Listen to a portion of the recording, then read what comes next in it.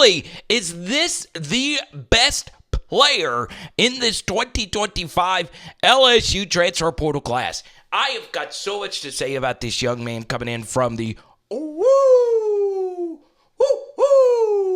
Wolfpack that I want to get to in this video. Let's start with this play right here. I mean, my goodness gracious. The first thing about Cooley that makes him very interesting is when you think of a safety, you tend to think of a safety as this type of player, right? A box kind of Caleb Downs, Jamal Adams kind of guy. But Cooley last year really stepped up for NC State as kind of a nickel, or what many would consider the star role, which to me is more difficult and even more important in the modern game. And this honestly is not an easy play. So this was a very exhausting track meet type of game in the rain or kind of dreary, whatever. So to get through this traffic right here on this vertical concept is really good. He also does a good job getting his hand on this receiver to create some leverage, and then he stays with them basically stride for stride. He doesn't panic as he's trying to locate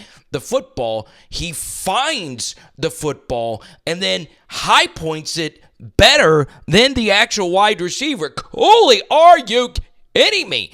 This is what TM7 and PP7 used to do. Wow. Here we go. Now, we get him in a more box kind of role. Now, he's not necessarily playing a safety because if he was the nickel in this defense, as you can see, there's only two receivers. So he is in the box now. If you need him to be a box type of player, take a look at these ball skills right here.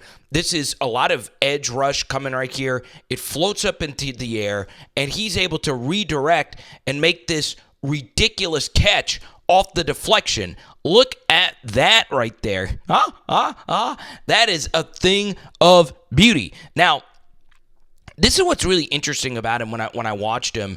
It seemed like his teammates really enjoyed playing with Tamarcus Cooley. So really excited about that as well. We could use some leadership in our secondary. Let him know, baby. Give me a good salute. Look at this, man. I love a good dirty jersey. I love it. Somebody get this man a single digit at LSU. I'm starting to think he's that level of a player. So once again, you'll actually see the rain in the backdrop here. Actually, I thought I did see some. Either way, this is a ridiculous play. I mean, look at that. Keeping the hand under the ball. Wow. Wow. Wow. Not even the white hat could change this call. Big play. It's important to not only break down the good plays, but you also have to take a look at the bad ones. Now, once again, this is ECU. Now, they do produce some good players. Keaton Mitchell of the Ravens is with ECU. But still, this is not the highest level of competition. So right here, you'll see Cooley get beat. But when I see you get beat, I want to see how difficult of a play it was for the offense to beat you. Right? So we get to the top of this rep. He's getting very physical with this receiver. This is really good, right? And you'll see there really is no separation, but the quarterback here has all day to throw, and he sees that this receiver has leverage on Cooley on this deep out. But look at where this ball needed to be placed for it to be complete. He couldn't really have covered this any better. And look at the catch and the throw that was needed to be made for that to be complete, right? I don't mind that at all. I really don't. Could this have been better? Yeah, it can always be better. But look, I mean, how many receivers are making this catch? It's a difficult grab. He almost didn't make it right there. So let's go to a play later in this game. All right, here we go. 3rd and medium. You're down by 13. You really need to stop, all right? And they are trusting you in man coverage over here, right? It's a clear single high look. The quarterback knows he has man, and this is a matchup he wants, right? So look at this. Pretty much the same route concept, a little deep out. And this time, Cooley plays it even better. There's no separation whatsoever, and he is running the route better than the receiver, okay? Now, you see, he practically played it basically the same, but you see, it takes a perfect throw, takes a really difficult catch for it to be complete, and he's all over it, right? It's really good stuff. One of the best defensive plays in the ACC. The first thing I like about Cooley, football IQ, right, you'll see that he gets very physical with the point man in the trips bunch. All right. So he takes on number 2 right here, the number 2 receiver, and then immediately sees that this is some type of screen. So watch what actually happens. He jumps it better than the receiver, and think of a backdoor cut in basketball. That's exactly what happens here. He overplays it, it's so rare that you see something like this in football. He jumps around, and the receiver's like, okay, this play is dead. I'm going to back cut it, all right? And you'll see that Murphy wanted to throw it right there. So now Cooley is beat. But notice, he doesn't give up on the play. He knows he's coming from behind right here in the blind spot. And he also noticed it's stupid to just come in and kill shot the guy, right? Because you can get a targeting call and so many different things. If you know the receiver's not going anywhere, go for the strip, right? And that's exactly what he does. He rips the football out of the receiver's hands. And there's actually more value in that because there's 12 seconds left to go in the second quarter.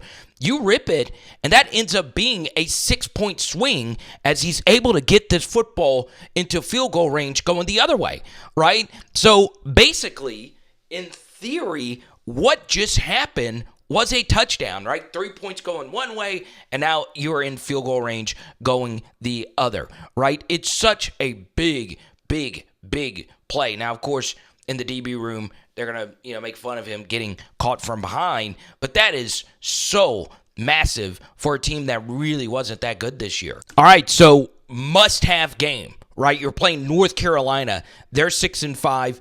You're 5-6. So all that Eastern Carolina stuff you saw, if you don't win this game, you're not getting to a bowl game. All right, now take a look at this. He is taking on a pulling tight end coming through this hole. All right, so watch how he takes on this block right here from a guy who has him by a good 60, 70 pounds. Watch. Bang! Just takes him square on, and man, that's just some really good stuff to then get involved with the tackle. Good stuff right there in the run game. This happened on the very next play, and look, we all make mistakes, right? We try to be as comprehensive as we can.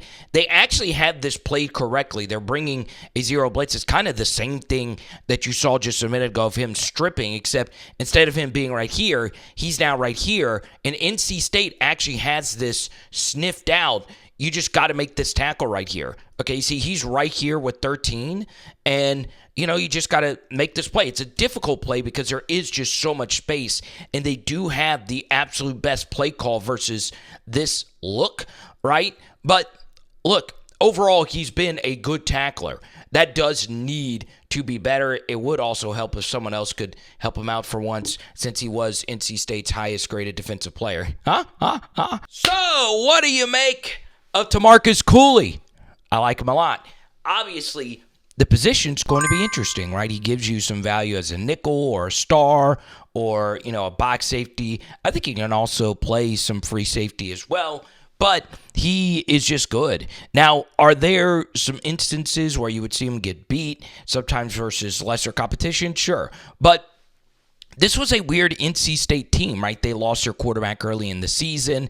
As you can see, they were very clearly a mid team, and he was consistently, per PFF, one of the better players. I think they only graded him with like one terrible game versus Stanford, but he was incredibly consistent with a lot of experience, and the LSU secondary wasn't good. So even if you don't think he is the best player, he is very clearly an upgrade over what LSU had last season. The PFF grades bear that out, as does the film. Now, as you guys have seen, we have not had a whole lot of live streams, actually no live streams in the past week, because my father-in-law passed away earlier this week at MD Anderson in Houston.